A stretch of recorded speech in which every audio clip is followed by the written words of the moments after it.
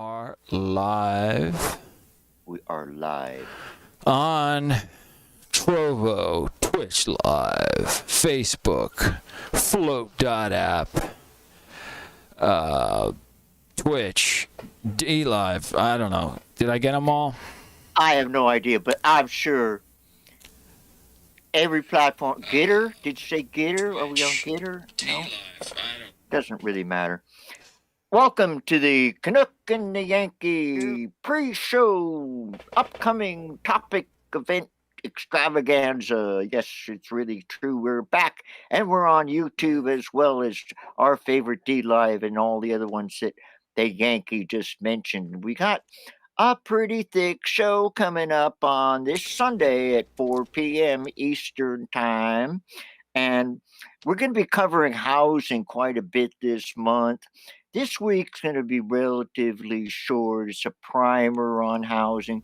Mainly, we're going to discuss different types of housing and statistics of who's living where and that sort of thing. Now, next week is going to be thicker because we're going to be dealing with the crisis situation to do with homelessness, substandard housing, elderly accommodation crises, and other assorted things like that. And the third week will be a Dr. Feelgood more week with things that people are working on to make it better, but also things people are working on that are making it worse. So this week, housing thing will be fairly short. And then we're going to dig into something that is just breaking. And that ties into our November Billionaire Bash because a lot of these billionaires, probably almost all of them, are stashing away their money and somebody dropped the biscuit on them.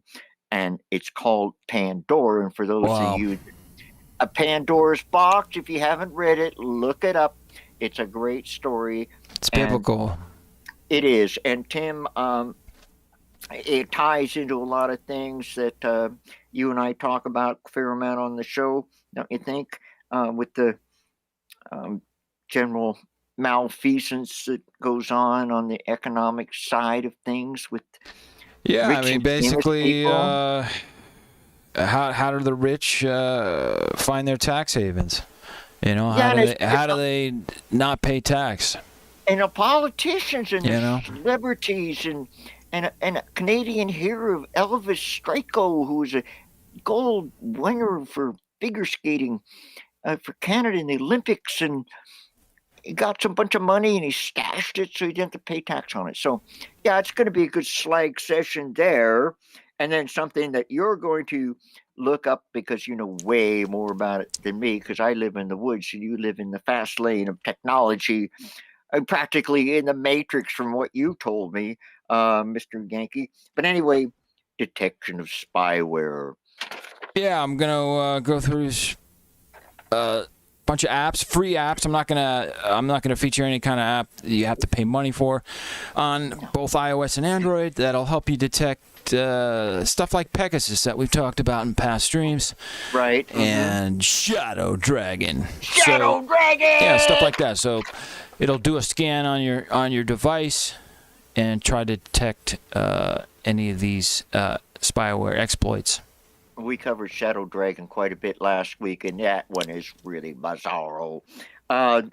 So yeah, and we're also we're going to throw in an update that hits close to home for me, and that's an update on groundwater and the British Columbia government here in British Columbia in the Dominion of Canada, where I happen to live, decided they wanted to do something about groundwater. So, of course, they just passed sweeping legislation, and now thousands and thousands of people that have been getting water out of their well in the rural parts of British Columbia now are going to be doing it illegally, and they need to try to get a license, and it's really complicated. So, a quick update on that. And we're also going to do something on the Canadian post-election, some of the leaders getting in trouble, or they're in trouble, or they got themselves in trouble, and that'll be reasonably quick. And I think you got a quick thing on the situation down in the United States of America. It's your Congress. It's a very big dysfunctional mess. I mean, Congress keeps getting more and more polarized. between Democrats and Republicans. And the debt ceiling needs to be raised by October 18th, otherwise the U.S. federal government defaults. But they might kick it down the road. It looks like they're going to kick it down the road just a little bit for a few more weeks, in typical dysfunctional fashion. Yeah. Okay. And speaking of dysfunctional, or maybe not so dysfunctional, you've got some crypto information. Yeah, I mean, I'm looking at the latest stories out there. Probably gonna set on Ethereum and the issues around Ethereum transaction fees. Oh yeah, they're costly. They change sporadically, and just current state of Ethereum. I see. And its issues. Yeah. That's really important for anybody in the crypto world, or even if you're not in the crypto world, it's good to know what's going on. But if you're in the real world, I mean, the world that really does exist, and that is the world of Mark. Zuckerberg. Well, it's a universe, isn't it? I mean, isn't Facebook like more than just Facebook? It's WeChat and WeApp and Instagram. Yeah, and Zuckerberg is getting into VR, virtual reality headsets. Yeah. I mean, he's out of control. But so basically, he had an accident. A former computer scientist at Facebook. I think she only worked there for around 2 years, but long enough to come out with dirt. Dirt on Facebook. She basically took internal documentation from Facebook that stated that Facebook was fully aware that their apps, especially apps like Instagram, are harmful to teenagers, and that they're fully aware. But it's all about profit. It's about it's about maintaining their market share, staying profitable. Yeah. And at the same time, all this is happening, and it was Zuckerberg. I think is supposed to be coming before Congress yet again about all this. Then Facebook just completely implodes from within. WhatsApp, Instagram, everything went down, and it looks very suspicious. What did people do, Tim? What did they do with their fellow Facebook? And apparently, not to make little of it, because you were just mentioning how many businesses are tied into. Yeah, I mean, small businesses rely especially on WhatsApp. I mean, it's a free tool, communication tool that small businesses can use worldwide. I see. Right, and that was down for a long time. And Instagram, obviously, a lot of small businesses rely on that for promotion. I see. And it was a big fiasco, and it makes you wonder. And the locks didn't work. You said the locks didn't work for people trying to get in the building. Yeah, internally, Facebook employees couldn't get into certain Facebook facilities. All the remote workers, the Facebook VPNs, they use VPNs to get into their internal networks. Those didn't work. Wow. I don't know. It's we're gonna find some more information on that, but it's just how can all of that go down all at once and right now with everything going on? Very strange. Very strange, and the information's just coming in, so all we can do is touch on it today. But within 3 days, 72 hours or less, when we're live at 4 p.m. Eastern for the Canuck and Yankee show, which this is all about. If you just tuned in, it's the promo for the Canuck and Yankee show, okay? We're doing it on YouTube. You understand? Sunday, 4 p.m. Eastern, 1 p.m. Pacific. Right. Every Sunday. Right. Every freaking Sunday we're there, man. We do it. We're there every Sunday. I'm missing all my football for you people. I'm doing it. I'm giving it up. All right. And then we've got some visuals for you. And that's a volcano thing, right? Yeah, we got basically a natural disaster section, and we're going to first go over the La Palma volcano. I have a guy on YouTube, Bushcraft Bear, right on. And he lives in La Palma, and he's puts Cool. out. He's been putting out a video during the day and then an evening video almost every Whoa. day. And I think Yeah. the volcano has definitely been spewing lava for at least, I think it's 20 days now. Scary stuff. Right around there. 20 days it's been spewing lava. And then I'm going to have a quick video on another indie weather guy on YouTube who goes over the likelihood of a tsunami from the La Palma eruptions are very, very unlikely. There's a lot of Right. clickbait out there on the internet saying that a large section of the mountain near La Palma is just going to crash into the sea and create a massive 300-foot wave that takes out the entire U.S. East Coast. And it's extremely unlikely. Yeah, it reminds me of actually. Now that I think of Possible, it, but very unlikely. well, now I think of it, I remember when I was living in California, there was a number of people that were quite sure that the entire Southern California was going to split away and fall into the ocean completely like tomorrow. And seriously, I mean, they like, oh my God, I can't believe we're alive today because I thought, no, it's going to be tomorrow. But tomorrow never comes, you see.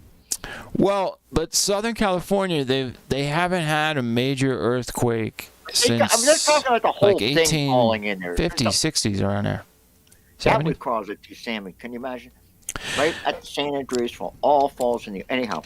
And then we've got another thing that's way more potentially serious, especially if you live in Europe, and that is the situation with the ocean current in the Atlantic Ocean, which keeps Europe from being colder than it really should be because it's quite far north, and has to do with a number of different factors. So we're going to be going over that.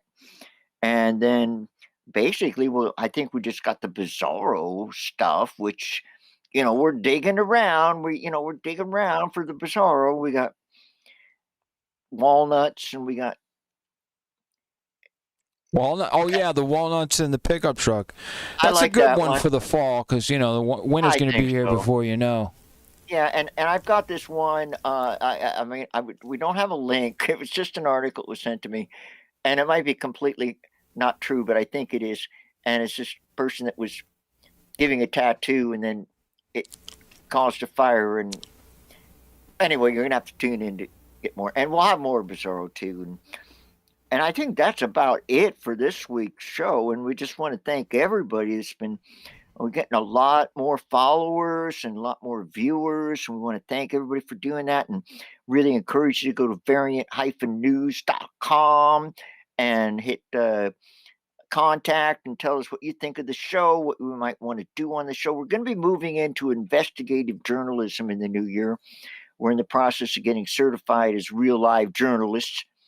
And so we got credentials so we can show up and we're going to be able to confront some of the players in the stories for you, partly with the Canuck and Yankee show, but we're also going to, Variant News is moving into some special news shows in 2022. Well, yeah, and also the press credentials. I mean, my plan is to head down to Washington, D.C. and get, especially trying to get crypto-related legislation facts on that because there's nobody that I know of in D.C. They're not talking about are putting a microphone in front of politicians, what have you, in D.C. and getting any kind of information. So we're not getting anything.